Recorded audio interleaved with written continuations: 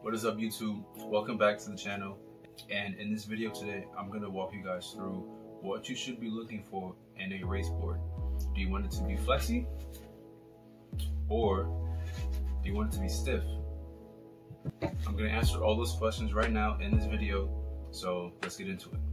So for my first race board ever, it was a drop down.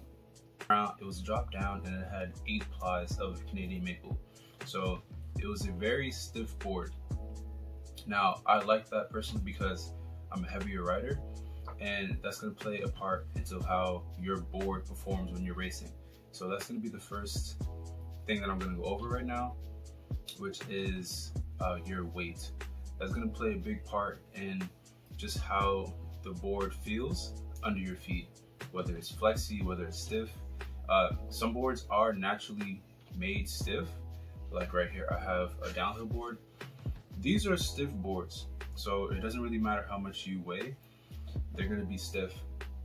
So are these boards ideal to race? Probably not. You will find better options out there. What I'll tell you guys is, for a race board, you want it to have a little bit of flex, but not too much. You still want it to be a little stiff. If it's too flexy, when you push, it can be hard to control and stabilize. So it'll be hard to get some stability when you're going at your top speeds. So I'd say more stiffness than flex. You want it to give a little bit, but you don't want it to be like a loaded Bongra or something. Like, it's just too flexy. So it'll just give too much, and it'll be hard to control when you're going top speed. I will say though that it's definitely a plus to have some flexibility within your race board, because it can give you some give when you're pushing, so you can transfer that energy to the ground a lot quicker and a lot easier. So when you're pushing, right, you generate power, and through that power it transfers to the ground. Also, some of it transfers to your board, and that's how you get some flex. So if you're on a very stiff board, like for instance this downhill board, it's very stiff, so some of that power that you're transferring to the board, it won't go anywhere because it's so stiff. But if you have a flexi board, it'll transfer down into the board and spread out through. I'll also show a video of me pushing, and I'll have a side-by-side comparison while I'm talking. But what I mean is, this stiffness of this board doesn't let it flex at all. So when you're pushing, right, you generate a lot of power. Some of that is transferred to the ground, and some of it is also transferred to the board. When you have a flexi board, that spreads out across the board, and it also propels you forward. It also too spreads out that power so that it doesn't come back up to your knees and your joints, etc. So with a flexi board like this is a Wild Monkey Racing signature deck, and all of these boards that I have here are Wild Monkey Racing boards, my company sponsor. So with this board here, it is a lot flexier than this downhill board, and with this board here, it's gonna flex a lot when I push. That's gonna spread out the power that I generate across the board, so it's not coming back up to my joints and to my knees. So I'd say that's a big benefit of having a flexi board.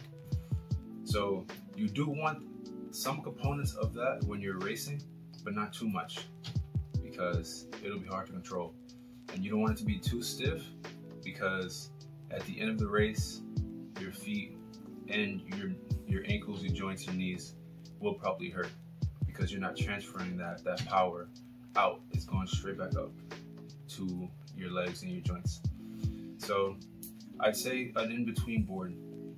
Try to go with something that is not too stiff, but not too flexy. You want it to be right in the middle. It's something that you're comfortable with. So if you are a lighter rider, try to go with something that is a little bit more flexy, but you're still able to maintain good control and stability when you're pushing at higher speeds. So this here is the first board that I started racing on. It's a top mounted board with 2 inches of drop. So it's really low to the ground, and that's what I liked. But I figured it was too flexy for me at the time. So I ended up going with a stiffer board with just a 1 inch drop, because I figured that I wanted something to be a little bit higher off the ground so that I could push harder. I would get more momentum with my kick if I were higher up off the ground rather than being lower.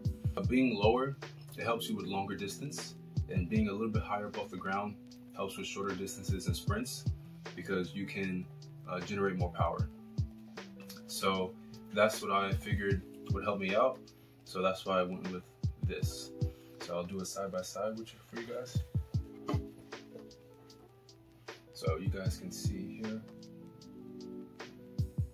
Hopefully you guys can see that, but I think so.